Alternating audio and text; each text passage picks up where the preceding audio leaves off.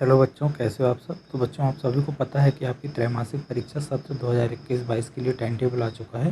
तो आज अपन देखेंगे जो रसायन शास्त्र है उसमें कुछ आईएमपी प्रश्नों को जो प्रश्न बैंक में शामिल हैं और आपकी त्रैमासिक परीक्षा की दृष्टि से बहुत आईएमपी हैं। ठीक है, ये यूनिट अपने को यहाँ पे देखने को मिलेंगी त्रैमासिक एग्जाम में। ठीक है, तो बच्चों एक एक करके अपन इन यूनिटों के उन आईएमपी प्रश्नों को देखते हैं जो अपनी त्रैमासिक परीक्षा की दृष्टि से महत्वपूर्ण है, आईएमपी हैं। इन सभी यूनिटों के जो आईएमपी महत्वपूर्ण क्वेश्चन है, ठीक है, वो मैं इस वीडियो में आपको कवर करवा देता हूँ कि कौन कौन से क्वेश्चन आपको तैयार करना है। यदि इन सभी के आपको आंसर चाहिए तो आप क्या कर सकते हैं, डिस्क्रिप्शन में मैं लिंक यहाँ पे प्रोवाइड कर दूँगा, आप उनमें विजिट कर सकते हैं, क्योंकि इन सारे क्वेश्चनों के जो आंसर हैं वो पहले से सॉल्व करा दिए गए हैं। आप डिस्क्रिप्शन में उनके लिंक देख सकते हैं। बच्चों, बात करें अध्याय 1 ठोस अवस्था की, तो इसमें क्या है, बहुत सारे यहाँ पे विकल्प आपको यहाँ पे देखने को मिलेंगे इस प्रकार। ठीक है, तो इन सारे के जो आंसर हैं, ठीक है, वो प्रश्न बैंक की वस्तुनिष्ठ प्रश्न बैंक क्लास 12 करके एक वीडियो है, उसमें सॉल्व करा दिए गए हैं, जिसकी लिंक मैं डिस्क्रिप्शन में यहाँ पे छोड़ दूंगा, है ना। आप वहाँ से देख सकते हैं, क्या कर सकते हैं, यहाँ पे स्क्रीनशॉट ले सकते हैं। ठीक है, फिर कुछ महत्वपूर्ण प्रश्न हैं, ठीक है, आप उनको यहाँ पे देख लीजिए कि चतुष्फल की रिक्ति में त्रिज्या अनुपात लिखिए। ठीक है, धात्विक पदार्थों की विद्युत चालकता का ताप पर क्या प्रभाव पड़ेगा, इसका आंसर। ठीक है, समन्वयन संख्या क्या है, इकाई कोशिका क्या है। ठीक है, 60 के दोष होने पर क्रिस्टलों के घनत्व में क्या प्रभाव होगा। ठीक है, इसका आंसर। ठीक है, साथ ही साथ डोपिंग क्या है। ठीक, साथ ही साथ कुछ महत्वपूर्ण क्वेश्चन बच्चों यहाँ पे इस प्रकार से भी आ सकते हैं कि क्रिस्टलीय एवं अक्रिस्टल ठोस में अंतर लिखिए। साथ ही साथ ये बहुत आईएमपी क्वेश्चन है, शॉर्टकी एवं फ्रैंकल दोष को समझाइए या इनमें अंतर लिखिए। ठीक है, ये बहुत ही महत्वपूर्ण प्रश्न है ना। तो आप ठोस अवस्था में इन सभी प्रश्नों को बहुत अच्छे से तैयार कर लीजिए। अब बात करें बच्चों यूनिट 2, ठीक है, विलयन या सॉल्यूशन के बारे में।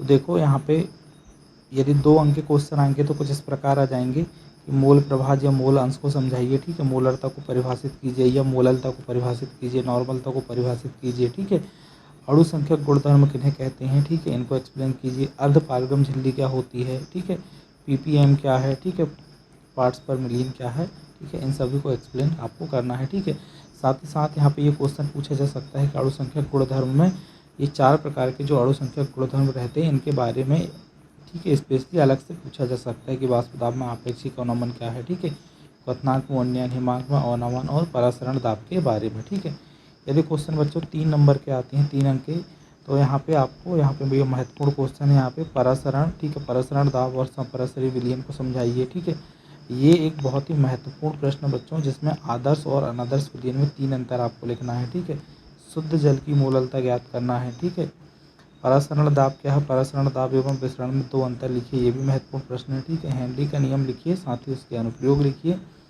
साथ ही साथ यहाँ पे कुछ इस प्रकार से यूजेस वाले क्वेश्चन पूछे जा सकते हैं कि ठंडे देशों में गाड़ी के रिएक्टरों में जल के साथ ग्लाइकल का प्रयोग किया जाता है, क्यों। तो बच्चों इन सभी जो क्वेश्चन हैं इनके जो आंसर हैं, ठीक है, वो आपको यहाँ पे इसी वीडियो के डिस्क्रिप्शन और कमेंट के लिंक में आपको मिल जाएंगे। ठीक है, जहाँ से आप इनको सॉल्व कर सकते हैं, बहुत आसान भाषा में वहाँ पे एक्सप्लेन किया गया है। ठीक है, साथ ही साथ नोट्स भी प्रोवाइड हैं। ठीक है, साथ ही साथ आपको क्या मिल जाएंगे, यहाँ पे नोट्स भी मिल जाएंगे।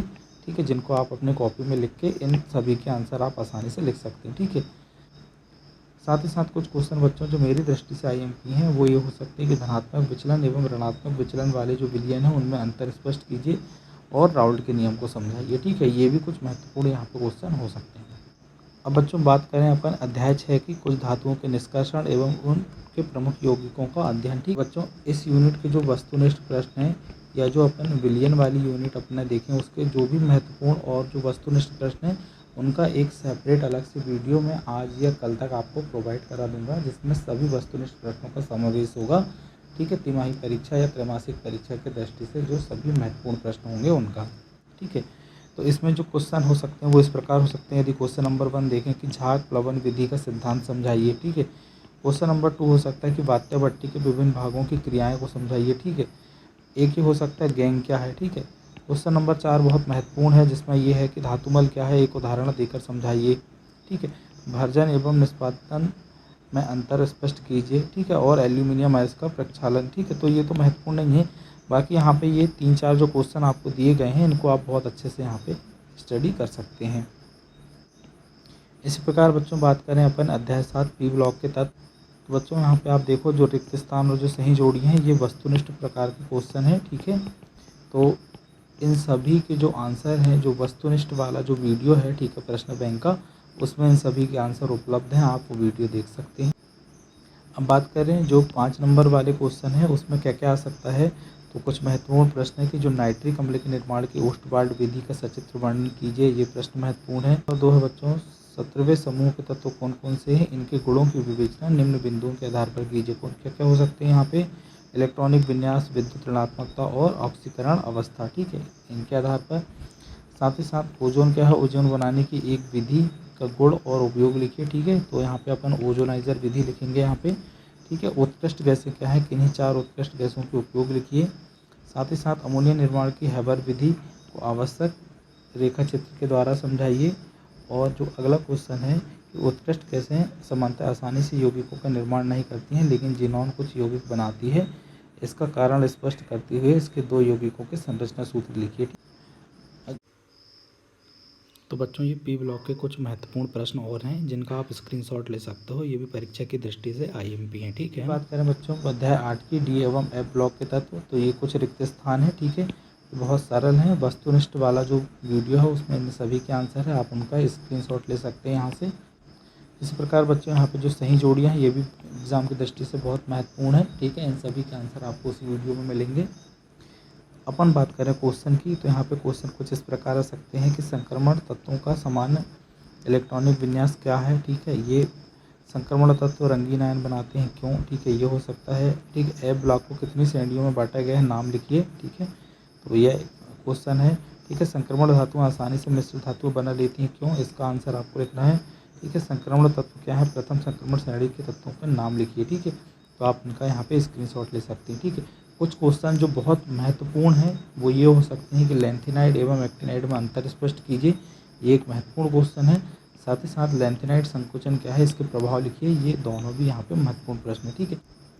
अब बात करें बच्चों अध्याय 10 की हेलो एल्केन एवं हेलो एरीन, ठीक है, ये भी एक महत्वपूर्ण यूनिट है जिसमें बच्चों कुछ महत्वपूर्ण यहाँ पे प्रश्न हैं, ठीक है, आप इनका स्क्रीनशॉट ले सकते हैं कि तृतीयक हैलाइड, ठीक है, द्वितीयक हैलाइड एवं जो प्राथमिक हैलाइड है किस प्रकार से नाभिक स्नेही प्रतिस्थापन अभिक्रिया देते हैं, स्पष्ट कीजिए और क्रियाविधि समझाइए, ठीक है। ये अगला है बच्चों क्वेश्चन नंबर 2, इसमें से कुछ यौगिक अपने को दे दिए गए हैं, इनके आयुपेशी नाम, ठीक है। तो इनकी अपने को संरचना बनाना है, ठीक है, बहुत आसान है, ठीक है, सारे आंसर आपको वीडियो में देखने को मिल जाएंगे, ठीक है। इसके प्रकार क्वेश्चन 3 है कि क्लोरीन क्या है, इलेक्ट्रॉन अपचयक समूह है, फिर भी यह है एरोमेटिक इलेक्ट्रॉन रागी प्रतिस्थापन अभिक्रियाओं में आर्थो एवं पैरा निर्देशक है क्यों, ठीक है, ये भी इसका आंसर भी आपको मिल जाएगा। साथ ही साथ बच्चों SN1 और SN2 जो अभिक्रिया है उसमें अंतर लिखना है, ठीक है। अगला क्वेश्चन है कि क्लोरोबेंजीन में निम्नलिखित अभिक्रियाओं में केवल रासायनिक समीकरण दीजिए। जो क्लोरोबेंजीन है कौन कौन सी अभिक्रिया देगा, हैलोजनीकरण, ठीक है, नाइट्रोजीकरण, सल्फोनीकरण और फिडेल प्राप्त अभिक्रिया, ठीक है, ये है। साथ ही साथ बच्चों कुछ क्वेश्चन जो मेरी दृष्टि से बहुत महत्वपूर्ण है वो अभिक्रियाएं हैं, जैसे सेंडमेयर अभिक्रिया पूछी जा सकती है आपसे, कार्बिलैमिन अभिक्रिया पूछी जा सकती है, रिमर्टीमेन अभिक्रिया पूछी जा सकती है, वुड्स अभिक्रिया और फिटिक अभिक्रिया, ठीक है। तो ये सभी जो प्रश्न बच्चों इनके आंसर भी आपको यहाँ पे डिस्क्रिप्शन में प्राप्त हो जाएंगे। बच्चों बात करें अपन अध्याय 16 दैनिक जीवन में रसायन, तो इसमें कुछ महत्वपूर्ण जो प्रश्न हैं इम्पोर्टेंट वो ये आ सकते हैं कि इनकी डेफिनेशन देना है और एग्जाम्पल देना है, ठीक है। तो जैसे प्रति अम्ल के बारे में पूछा जा सकता है, प्रतिहिस्टामिन क्या होता है, इसके एग्जाम्पल सहित, ठीक है। प्रशांतक है, प्रतिजैविक है, पूर्तिरोधी एवं विसंक्रामी क्या है, ठीक है। प्रतिजनन औषधियाँ, ठीक है, इसके बारे में यहाँ पे टिप्पणी लिखना हो सकता है, यह पीड़ाहारी औषधियाँ, ठीक है। तो ये सभी यहाँ पे महत्वपूर्ण प्रश्न हैं, ठीक है। ये तो बच्चों जितने भी महत्वपूर्ण अपने यहाँ पे क्वेश्चन देखे हैं उन सभी के जो आंसर हैं, ठीक है, वो आपको इसी वीडियो के डिस्क्रिप्शन में आपको लिंक मिल जाएगी, आप वहाँ से जाके इनको सॉल्व कर सकते हैं।